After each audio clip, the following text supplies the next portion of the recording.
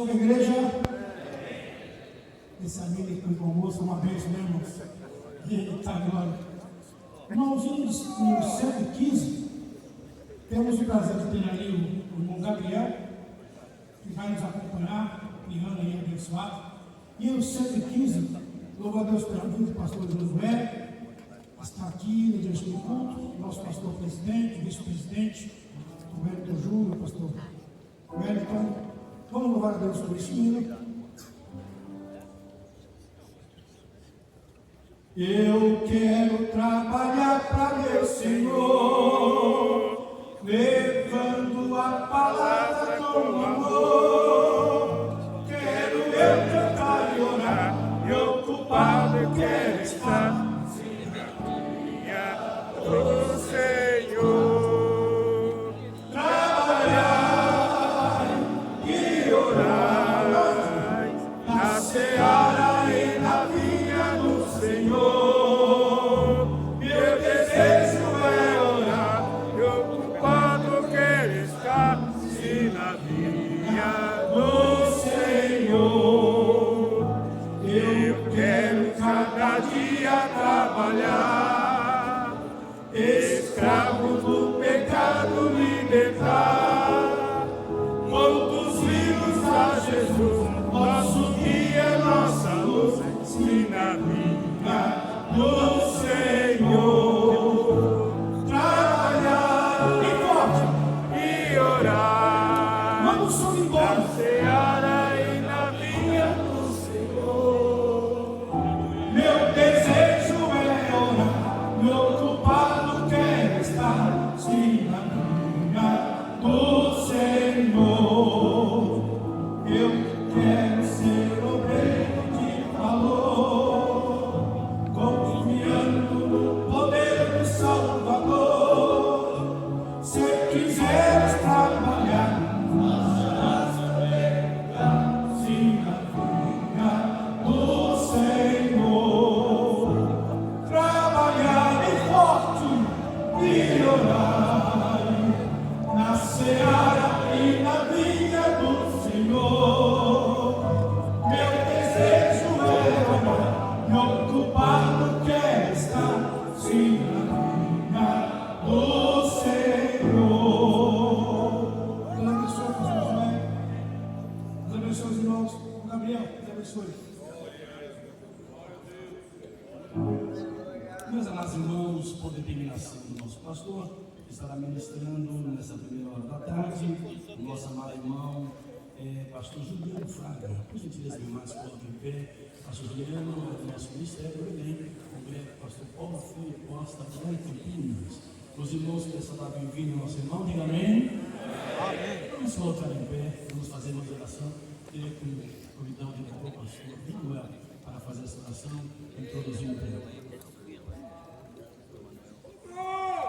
Quero cumprimentá-los na paz do Senhor. Oremos, ó Deus e Pai, neste momento, Senhor, queremos agradecer a Ti pelo momento que já passamos aqui nesta manhã ouvindo a Sua palavra. Queremos agradecer a Ti pela vida dos nossos pastores, pastor José Wellington Júnior e pastor José Wellington, nossos presidentes, ó Deus. Abençoa também a sua família, sua digna família, e abençoa todos nós que vamos continuar aqui nesta reunião. Também o pastor Juliano Fraga, que vai nos trazer a tua palavra. Usa-os como tu tem usado em outras oportunidades. Assim te pedimos em nome de Jesus. Amém.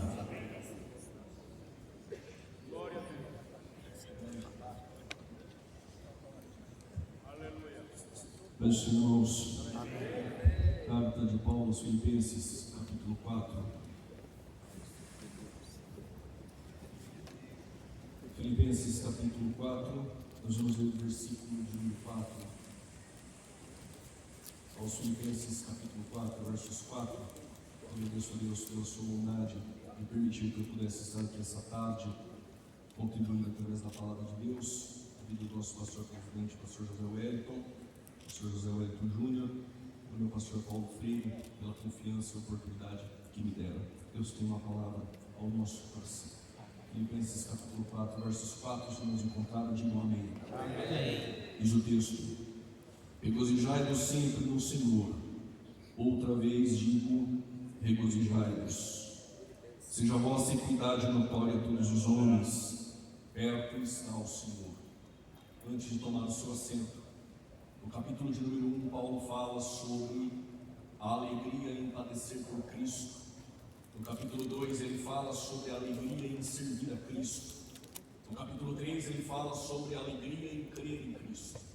E no capítulo de número 4, ele fala sobre a alegria de contribuir em Cristo. Pode tomar o seu respectivo assento.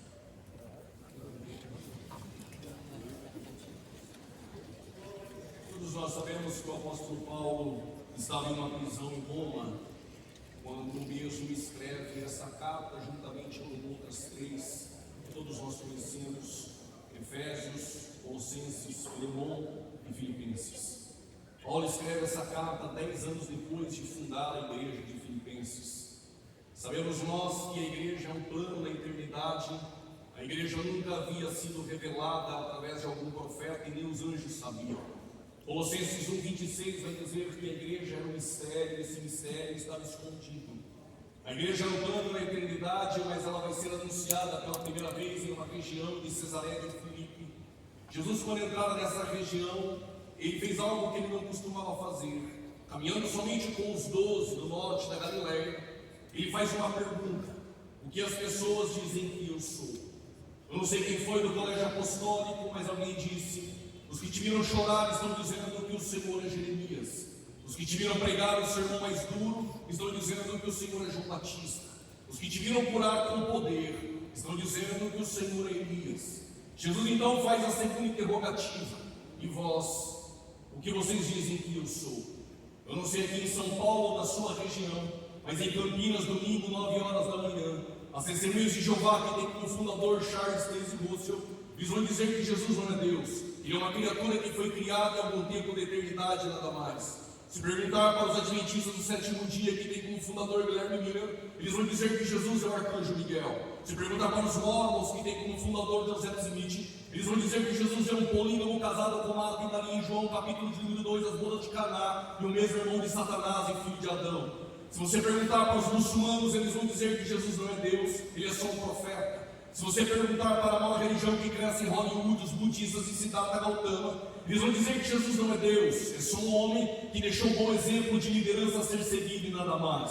Se perguntar para os kardecistas, eles vão dizer que Jesus nunca teve um corpo, somente um espírito elevado que no hinduísmo alcançou o karma. Mas se nós pudéssemos caminhar há 2000 anos atrás, encontrasse uma mulher em Samaria sem um cântaro na mão, ela iria dizer: para eles eu não sei, mas para mim ainda é aquele que tem água da vida eterna. Isaías vai dizer: para mim ele é o conselheiro, é Deus forte, é o Pai da eternidade, é a raiz de Davi. Jó vai dizer: para mim ele é o Redentor que vive. João Batista vai dizer: para mim ele é o Cordeiro de Deus que tira o pecado do mundo. Lázaro em Betânia vai dizer: para mim ele é a ressurreição e a vida, e ainda que esteja morto viverá. Pedro vai dizer: para mim tu és o Cristo, o Filho de Deus vivo. Paulo vai dizer: para mim é aquele que foi manifestado em carne, justificado em espírito, visto pelos anjos, crido pelo mundo, pregado entre nações e que foi recebido em glória. João vai dizer: para mim é aquele com cabelos brancos como a neve, olhos como chamas de fogo, o princípio e o fim, o alfa e o ômega, aquele que era, que é e que há de vir. Mas se perguntar para um assembleano nessa tarde,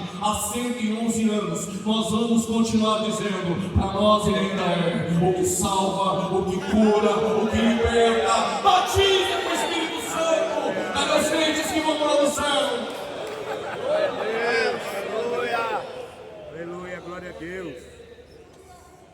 Pois tu és Pedro, e sobre esta pedra Aleluia! edificarei a minha igreja. Glória a Deus!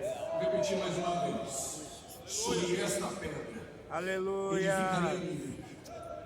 A pergunta seria essa: quem é a pedra? Lembramos que quando Daniel foi levado à Babilônia, dentro do cativeiro babilônico, Nabucodonosor ele tem um sonho, e o sonho ele não conta o sonho. Ele quer que revele o sonho e depois interprete o sonho. Arioque, o chefe da guarda, passava um pregão em Babilônia, com o mago, o astrólogo, o adivinho, que conseguiria interpretar e revelar o sonho de Nabucodonosor. Daniel, ele ora 3 vezes ao dia, com as janelas abertas rumo a Jerusalém. Não glorifique a Deus porque ele ora 3 vezes ao dia. Ele só faz a lição de casa. Todo judeu ora 3 vezes ao dia. Os muçulmanos rezam 5. Não me pergunte como funciona isso. Eu e você, Paulo disse, nós é sem cessar. Enquanto eles estão orando, Deus deu a revelação para Daniel. Ele compareceu diante do rei Nabucodonosor e disseram: tu sonhaste com uma estátua. A cabeça da estátua é de ouro, o peito e o braço da estátua é de prata, o ventre e o quadril é de bronze, as pernas de ferro e barro.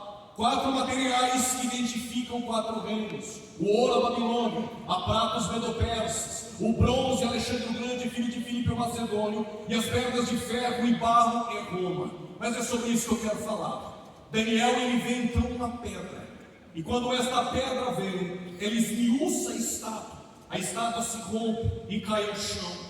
O que Daniel tem na revelação que ele está trazendo para nós essa tarde: passa reinos humanos, passam governantes humanos, passam tronos humanos, mas a pedra é Cristo, estabelecendo o seu reino eterno, que subsiste eternamente. Paulo, escrevendo à igreja de Corinto, ele vai dizer: assim como os hebreus que deixaram o Egito, que foram batizados nas águas do Mar Vermelho, foram batizados na coluna de fogo, na nuvem, e eles comiam de um maná que caía todos os dias. Se fosse eu guardaria o maná de amanhã. Mas Deus disse: se guardar o de amanhã, eu faço apodrecer. Porque Deus sabe que se você guardar o de amanhã, amanhã você não me busca.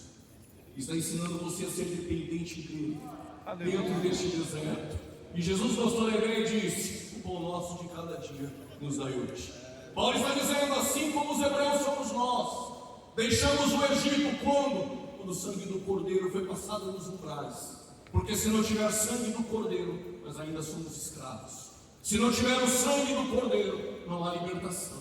Como houve o sangue do Cordeiro, eu e você aqui essa tarde somos libertos. Batizados nas águas do Mar Vermelho, batizados com o Espírito Santo no fogo, no batismo do revestimento de poder, na coluna de fogo. Mas nós bebemos de uma mesma bebida espiritual. E Paulo diz: essa bebida espiritual era de uma pedra, e a pedra era Cristo. Sobre esta pedra, sobre esta pedra edificarei a minha igreja, e as portas do Hades ou das ânsias da morte não prevalecerão contra ela.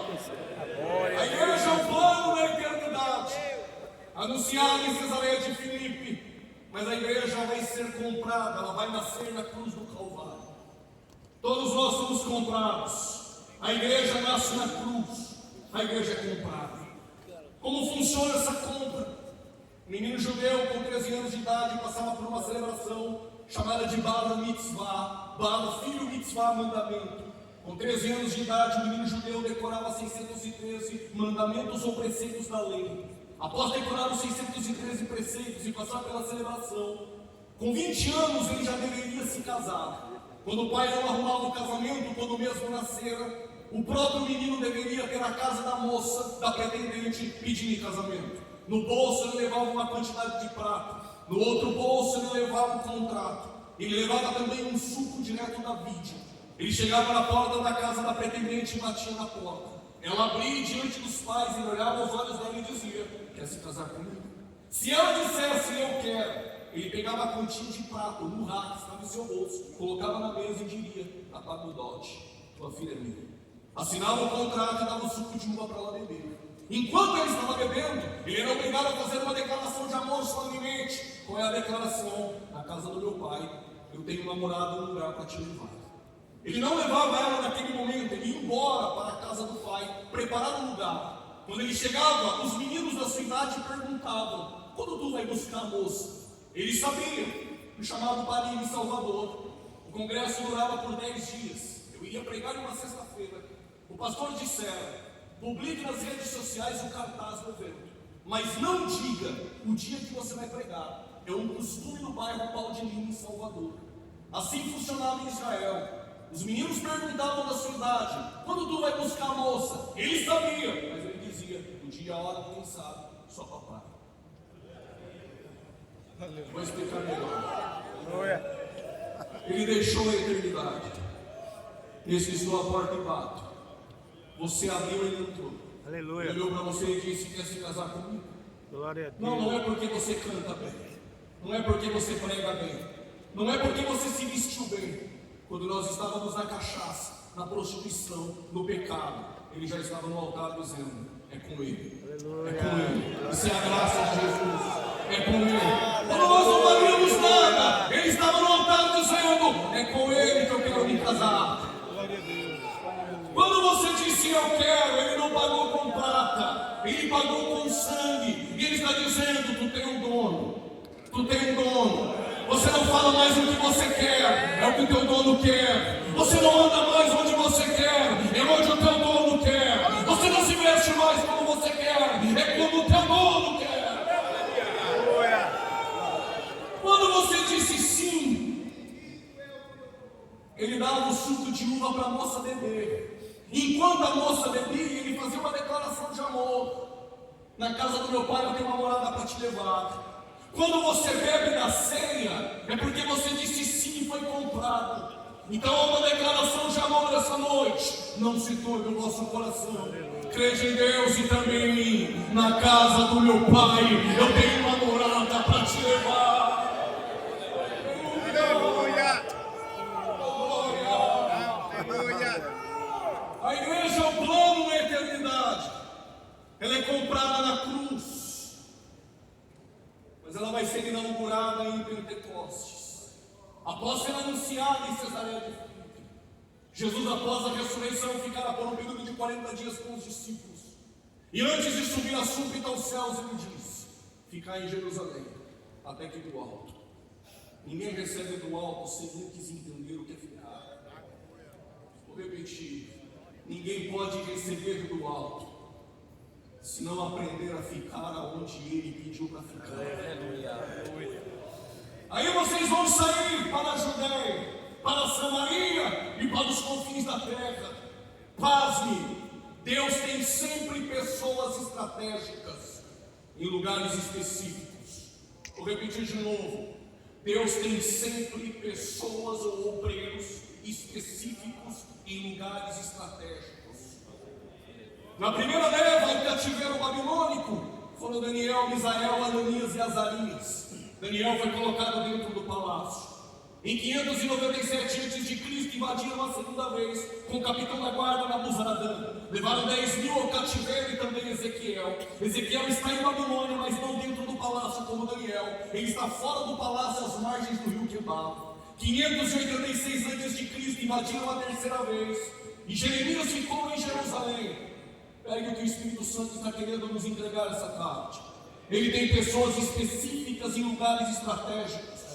Ele tem o Daniel dentro do palácio. Ele tem o Ezequiel fora do palácio. Mas ele tem o Jeremias em Jerusalém. Ele tem uma menina na casa do Naamã. Ele tem o José na casa do Potifar. Ele tem o Pedro na Judéia. Ele tem o Filipe em Samaria. Ele tem o Paulo nos confins da terra. Segura, não reclame com o ministério aonde você foi plantado. É aí que Deus vai te usar. Vou repetir de novo: Deus não erra o plantio. Aonde Ele te colocou, é aí que Ele vai te usar. Glória a Deus.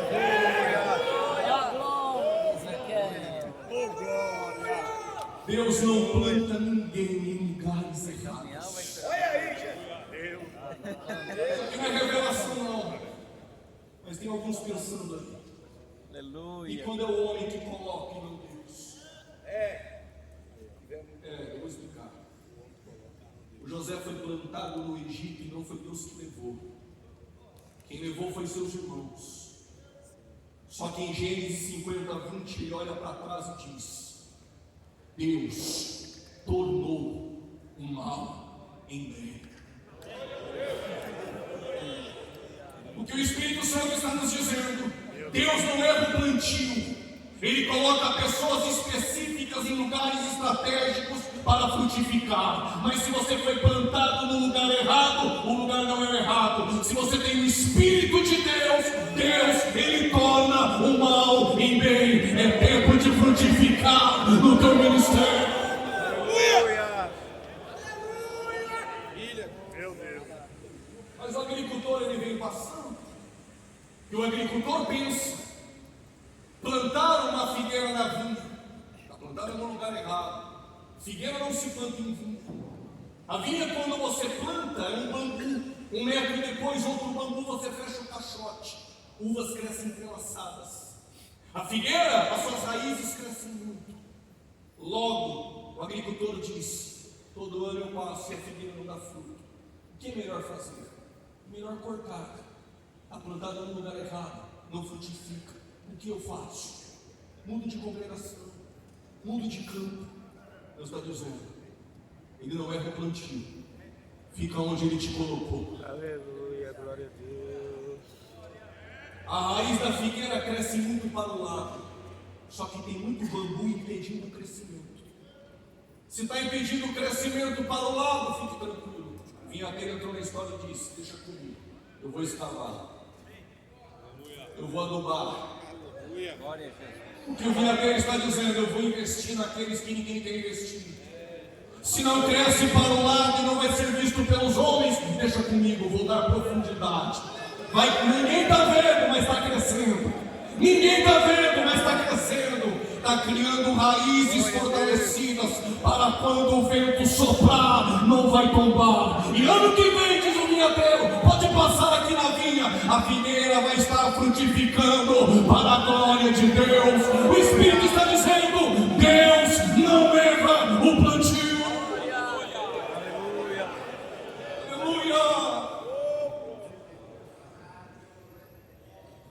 Passaram alguns dias, 120 homens com tudo em comum recebem o revestimento de poder em Atos 2.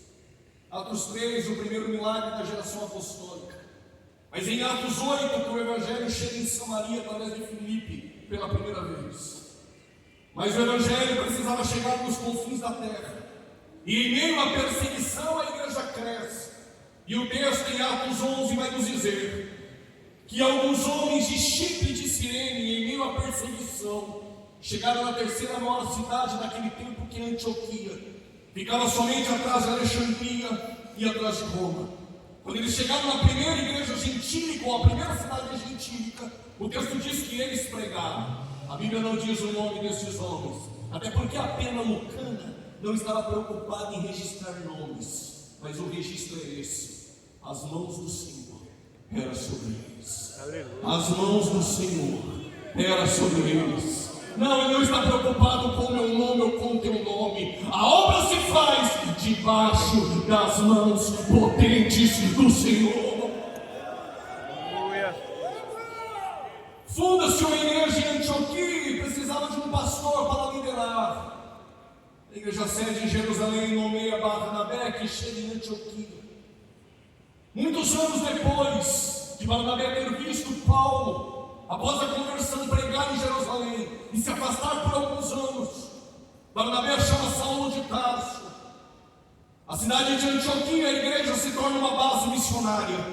Enquanto eles oravam e jejuavam, o Espírito Santo separou Barnabé e Saulo para a primeira viagem missionária. Só que o Barnabé nomeou João Marcos para caminhar com eles. Não queira nomear para caminhar ao teu lado quem o Espírito Santo não separou. Não queira caminhar com aqueles que o Espírito Santo não separou para caminhar ao teu lado. Não, mas eu gosto dele. Sim, eu sei que você gosta. Mas a obra se faz não por preferências humanas, mas através das escolhas divinas. Vou repetir: Deus, Ele contraria a preferência dos homens, porque a escolha de Deus vai na contramão da preferência humana. O Espírito Santo separou Barnabé e Saulo, deixa João Marcos. Chegará o dia em que Deus ainda há de chamar, mas não queira levar ao teu lado quem o Espírito Santo não pediu para levar. Eles foram para a primeira viagem missionária, fundaram igrejas na Galácia, Pisídia, na Frígia, em Sicília. João Marcos abandona na primeira viagem missionária. Barnabé e Saulo voltam para Antioquia.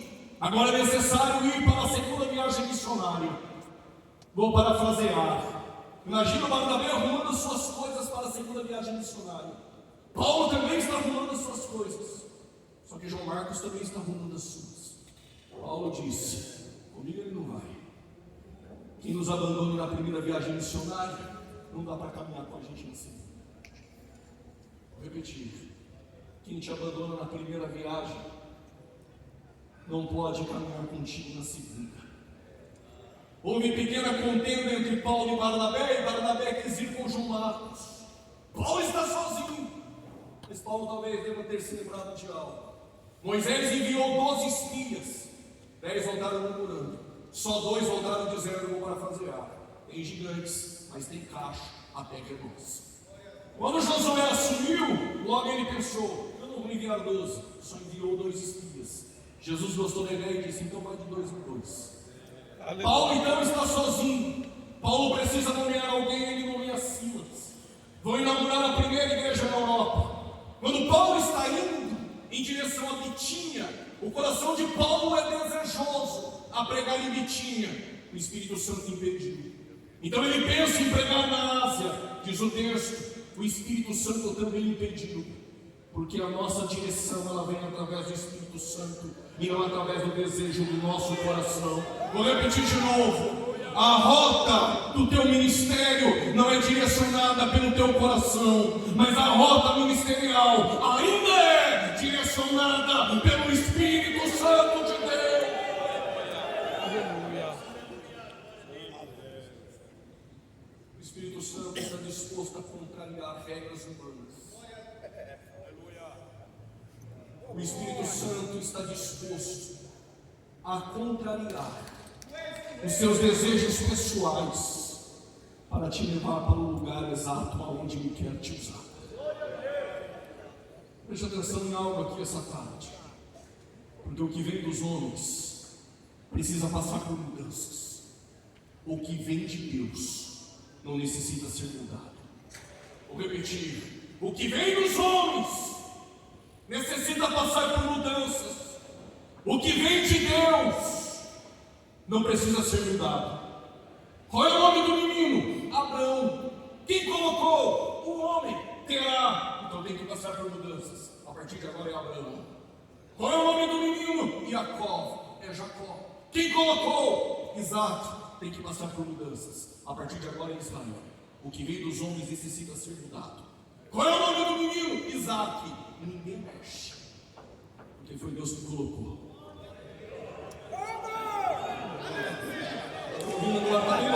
Eu vou repetir de novo. Quer ter um relacionamento ministerial mais profundo com Deus? Se prepare para as mudanças. O que vem dos homens necessita ser mudado, mas o que vem de Deus não precisa passar por mudança. Porque o nosso ministério não é por intermédio de lógica. O nosso ministério é em meio às improbabilidades. Vou repetir: o nosso ministério não é por intermédio de lógica. O nosso ministério é em meio às improbabilidades. Preste atenção no que eu vou te dizer. Deus queria formar uma grande nação.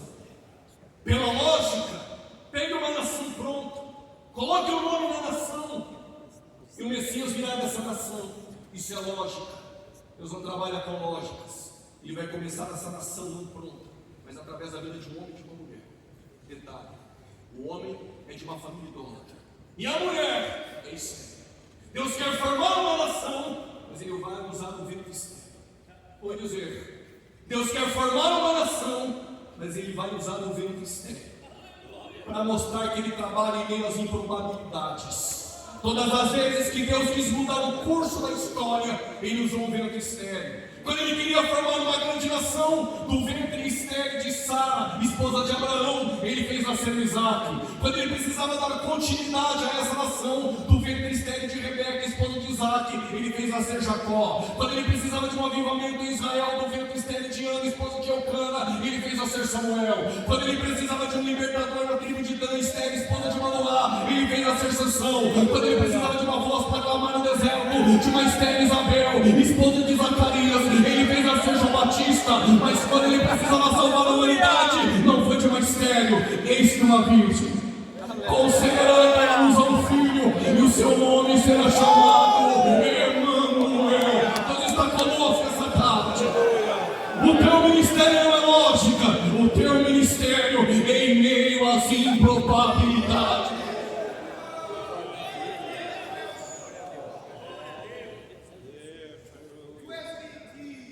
Como Paulo entendeu que o ministério é levado pelo Espírito, descansou em Troade. E de repente em visão aparece um varão dizendo: atravessa a Macedônia e ajuda-nos. Quando ele chega na Macedônia, ele encontra uma mulher vendedora de púrpura. Olha que coisa maravilhosa que Deus faz. Missionário não levou muita coisa. Quando chegou lá, Deus preparou logo um empresário. Deus está levantando alguém com recurso. Eu vou glória a Deus atrás. Deus está levantando alguém com recurso para cuidar da tua vida. Receba os cuidados de Deus essa tarde. Vou repetir: antes que as águas do Querite se abaixem em Sarepta, Deus levanta alguém com recursos, ainda que seja pouco, mas é através do pouco que Deus vai fazer muito no teu ministério. Aleluia. Glória a Jesus. Pela graça preveniente, Deus abre o coração de Lídia. Ela nasce de novo e aceita a oferta do Evangelho. A casa dela se torna um ponto de pregação e toda tarde Paulo sai para o evangelismo e encontra uma menina com espírito de adivinhação. E todo dia que ele passa, a menina diz: ali vai o Filho do Deus Altíssimo. Se aquela menina vivesse hoje, a agenda dela estava lotada. Só que Paulo discerniu que era o espírito maligno, repreendeu o espírito e agora está preso com Silas, debaixo de vara de lictores. Detalhe: bons obreiros não se conhecem em congressos.